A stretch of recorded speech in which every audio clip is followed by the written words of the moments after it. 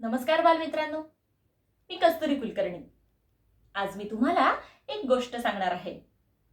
ही गोष्ट ना राजाची गोष्ट आहे, ना राणीची गोष्ट, ना चोराची, ना पोलिसाची गोष्ट, ना प्राण्यांची, ना पक्ष्याची, ना जादूगाराची, ना राक्षसाची, ना देवाची गोष्ट. ही गोष्ट आहे देवाच्या मित्राची. देवाचा मित्र कोण बरे हा देवाचा मित्र? ऐकायचंय? चला तर मग सुरू करूया आजची गोष्ट. मित्रांनो, आजच्या गोष्टीचे नाव आहे देवाचा मित्र. एका गावात एक लहान मुलगा राहत असतो. हा लहान मुलगा खूप गरीब असतो. पण गरीब असला तरी देखील तो खूप मेहनती आणि कष्टाळू असतो. तो मुलगा दररोज फुलांचे गजरे तयार करून रस्त्यावरती उभे राहून विकत असतो. एक दिवस काय होतं, या मुलाची चप्पल तुटून जाते. ते दिवस उन्हाळ्याचे असतात. चप्पल तुटल्यामुळे मुलाचे पाय खूप भाजत असतात. पण तरी देखील अनवाणी पायांनी तो गजरे विकण्याचे काम करतच असतो. मग एक दिवस तो काय करतो, देवाकडे प्रार्थना करतो. काय प्रार्थना करतो माहितीये? तो म्हणतो, देवा, मला नवीन चप्पल मिळू दे, किंवा ही चप्पल घेण्यासाठी माझ्याकडे पैसे येऊ देत. म्हणून तो जास्तीत जास्त काम करत असतो. रस्त्यावरती उभं राहून रखरखत्या उन्हात गजरे घ्या गजरे, गजरे घ्या गजरे असे येणाऱ्या जाणाऱ्यांना म्हणत असतो. ओ ताई, गजरे घ्या ना.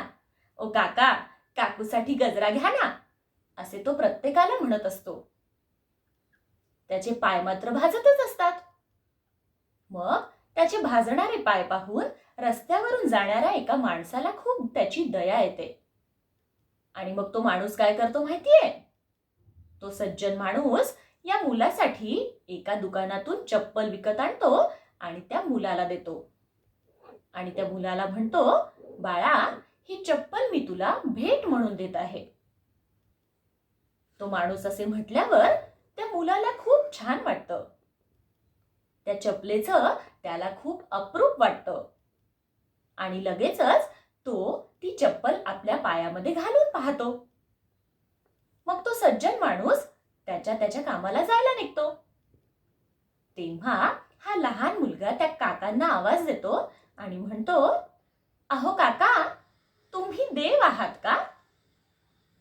असे म्हटल्यावर तो सज्जन माणूस मागे वळतो आणि त्या मुलाला म्हणतो, नाही रे बाबा, मी काही देव वगैरे नाही. असे म्हणत असताना तो सज्जन माणूस आपले कान धरतो. देव तर किती मोठा असतो, मी काही देव वगैरे नाहीये. पण बाळा, तुला हा प्रश्न का पडला? मग तो मुलगा म्हणतो, अहो काका, मी 2-3 दिवसांपूर्वीच देवाकडे प्रार्थना केली होती की देवा, मला नवीन चप्पल मिळू दे, किंवा चप्पल घेण्यासाठी माझ्याकडे पैसे येऊ देत. मग असे म्हटल्यावर त्या माणसाला फार छान वाटतं. देवाचा मित्र हा शब्द त्याला खूप आवडतो. तो मुलगा पुन्हा म्हणतो की काका, बघा ना, तुम्ही खरंच देवाचा मित्र बनून आलात. देवानेच नक्की तुम्हाला पाठवलं असेल. मग तो सज्जन माणूस त्या मुलाच्या डोक्यावरून हात फिरवतो, त्याला जवळ घेतो आणि म्हणतो, चल बाळा, मी येतो आता, माझं काम आहे. आणि मग तो त्याच्या कामाला पुन्हा जायला निघतो. रस्त्याने चालत असताना त्या माणसाच्या मनात विचार येतो की आपल्यापैकी कोणीही देव बनू शकत नाही, पण आपल्यापैकी प्रत्येक जण देवाचा मित्र होऊच शकतो. हो की नाही? मित्रांनो, बघा, आपल्या आजूबाजूला देखील असे अनेक जण असतात की ज्यांना आपल्या मदतीची गरज असते. मग आपण काय केलं पाहिजे? त्यांना मदत केली पाहिजे. देव जसे आपल्याला मदत करतो, तसे आपण देवाचा मित्र बनून या अडलेल्यांना, गरिबांना मदत केली पाहिजे. काय करणार ना मदत? स्वामी विवेकानंद माहिती आहेत का? स्वामी विवेकानंद काय म्हणतात माहितीये? ते म्हणतात की ज्याला चालत्या बोलत्या माणसातला देव कळत नाही त्याला दगडातला देव काय कळणार.